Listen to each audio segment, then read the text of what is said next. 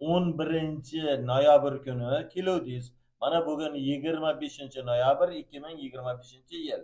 O'shanda kelganingizda nima kasalligingiz borligi uchun kelgan edingiz? Ushoqli nerv og'rib turardi. O'ng tomonmi, chap tomonmi? O'ng tomon. Necha yildan beri og'rirdi u?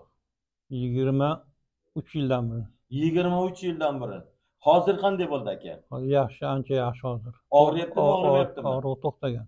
To'xtadi. Yana nima bor edi? Qon bosim ko'tarilib turardi. Qon bosim nechaga ko'tarilardi?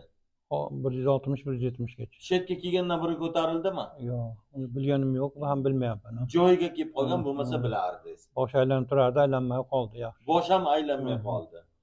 Yana nima bor edi? O'ng yelka og'ir bo'lib turardi, oyoq yelkalar. Har holda ancha yengillab qoldi, yaxshi.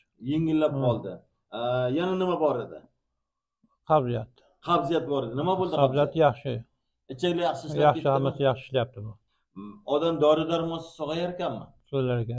Eng asosiysi meni xursand qilgani o'sha 3 shoxli nervni yaxshi bo'lib ketgani juda ham xursand qilyapti.